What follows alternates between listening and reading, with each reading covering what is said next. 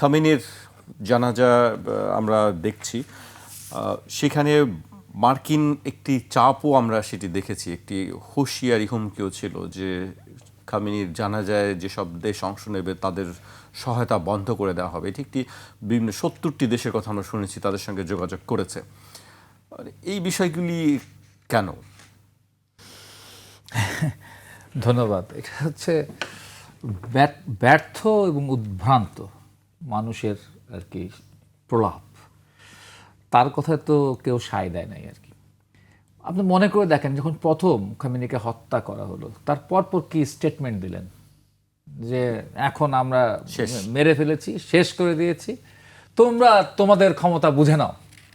হ্যাঁ, তোমরা তোমাদের ক্ষমতা বুঝে নাও। হ্যাঁ, এর আগে তারা ওই দেশে অভ্যুত্থান করার চেষ্টা করছে এবং আন্তর্জাতিক মিডিয়া এই প্রোপাগান্ডা করেছে যে প্রায় 30,000 মানুষকে হত্যা করার ব্যাপার ছিল এবং সারা আমেরিকার মানুষ এবং দুনিয়ার মানুষকে এমন একটা বুঝ মোটামুটি তৈরি করা হয়ে গেছিল যে খোমেনি পড়ে গেছে, এখন হচ্ছে সব ওলট পালট হয়ে যাবে, রেজিম চেঞ্জ হয়ে যাচ্ছে ইরানের তো রেজিম চেঞ্জ হলো না হওয়ার পর এই মাস কয়েক পর এই এত কিছু, এত যুদ্ধ, এত মানুষ মারা হইলো, এত বোমা বিস্ফোরণ করা হলো, কোটি মানুষ, সেইখানে হচ্ছে লাখো কোটি মানুষ এখানে সমবেত হইলো তাকে শ্রদ্ধা জানাইতে আর কি।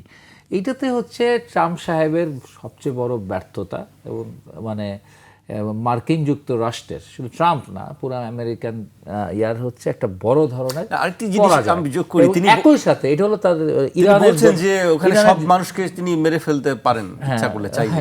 ওই তো উদ্ভ্রান্ত এবং ব্যর্থ মানুষের বিলাপ আর কি। তো উল্টাপাল্টা কথা বলে আর কি, মেরে ফেলবো, খেয়ে ফেলবো, খাইতেও পারবে না, মারতেও পারবে না।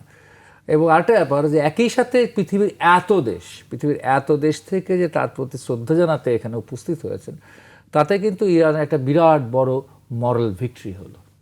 নগদ নিয়ে এলো হার না মানা হার অফার।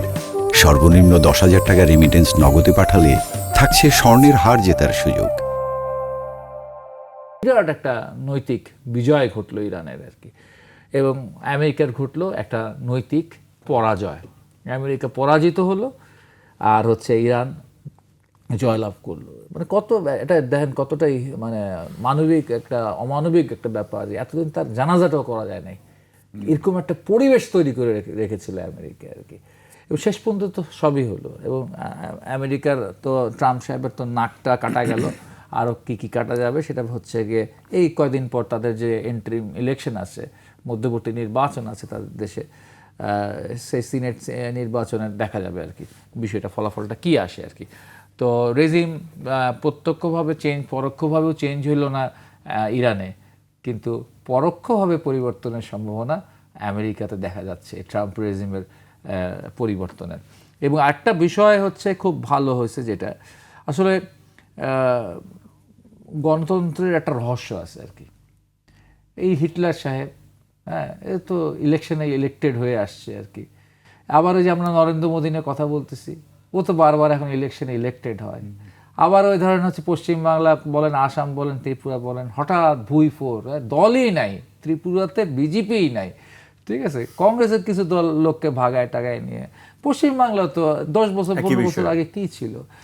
তো এরকম ভুইফোর হয়ে তারা নির্বাচনে জিতে যায়। এটা হলো একটা বিশাল মিস্ট্রি অফ ডেমোক্রেসি, যে এরা কেন জিতে যায়। এবং তেমনিভাবে একটা বড় মানে মিস্ট্রি এবং ট্র্যাজেডি ছিল আমেরিকাতে হচ্ছে এই ট্রাম্প সাহেবের জিতে আসাটা, আমার দৃষ্টিভঙ্গি থেকে। সেই জায়গাটায় আমার মনে হয় আমেরিকা এবং বিশ্ববাসীর কাছে এটা একটা নতুনভাবে বিষয়গুলোকে রিভিউ করবার একটা সুযোগ দিয়েছে, যে এরকম পাগলদেরকে আমরা বারবার ভোট দেব কিনা, এদেরকে বারবার আমরা মসনদে নিয়ে আসবো কিনা, নিয়ে আসার পর এরা বিশ্ব মানবতার জন্য এবং কি ঘুরে ফিরে দেখবেন যে আমেরিকার অর্থনীতির জন্য কিন্তু এরা বিপদ ঘটাবে আর কি। মানে গ্যাম্বলিং খেলছে, জুয়া খেলা খেলতেছে এরা। এইটা একটা হলো গুরুত্বপূর্ণ বিষয়। এবং সেই ক্ষেত্রে বাংলাদেশ একদিক দিয়ে ভালোই করেছে, সাহসিকতার সাথে তার স্পিকার সাহেব ওখানে গেছে, এটা একটা বাংলাদেশের জন্য অ্যাচিভমেন্ট। একই সাথে আমরা আবার বাংলাদেশের একটা দ্বিচারিতা দেখেছি এই সরকারের। স্পিকারকে পাঠিয়েছে খমেনির ওইখানে, আবার বাংলাদেশে দক্ষিণ প্লাজায় আমেরিকান পতাকা তুলে যে আমেরিকার 250 বছর পূর্তির অনুষ্ঠান হইল, সেখানে আমরা ডেপুটি স্পিকারকে পাঠাইছি, এক জায়গায় স্পিকার, এক জায়গায় ডেপুটি স্পিকার। এইটা আবার একটা মানে বিতর্কের বিষয় আছে।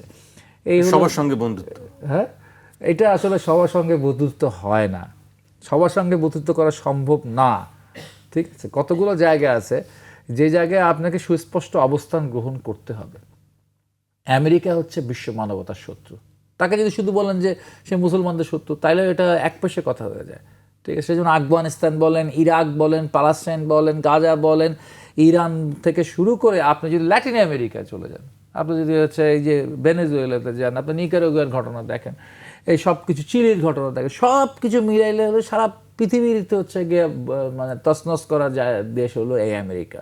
ঠিক আছে, সেই আমেরিকাকে আপনি কটুক সাহায্য পান আমেরিকার থেকে, আপনি আমেরিকার থেকে, আপনি জাইকা থেকে, জাপান থেকে যেটুকু আপনি উন্নয়ন সহযোগিতা পান, আপনি চীনকে থেকে যেভাবে করে আপনি পাশে পান, ঠিক আছে, বিভিন্ন সমাজে পান। এমনকি 71-এর পর, 1971-এর পর, মুক্তিযুদ্ধের পর আপনি হচ্ছে সোভিয়েত ইউনিয়নকে যতটা পেয়েছিলেন উন্নয়ন সহযোগিতা হিসেবে, চিটাং পোর্টকে হচ্ছে মাইন ফ্রি করার জন্য, চিটাং স্টিল মিল থেকে শুরু করে আদমজিতে নতুন করে যন্ত্রাংশ কেনার ক্ষেত্রে, বিভিন্ন ক্ষেত্রে আপনি সোভিয়েত ইউনিয়নকে যেভাবে পাইছিলেন, আপনি লোকে এইভাবে করে হচ্ছে কি আমেরিকাকে আমরা পাই।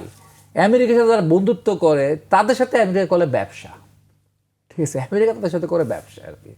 ঠিক আছে, চ্যারিটি করে না আমেরিকা কারোর সাথে। ও কি সাহায্য বন্ধ করবে? ও থ্রেট দেয়, ও কি বন্ধ করবে? ও বন্ধ করে দাও, তুমি যে একটা এআরটি করছো, একটা চুক্তি করছো বাণিজ্য চুক্তি, ওই চুক্তিটা তুমি বাতিল করে দাও। ঠিক আছে।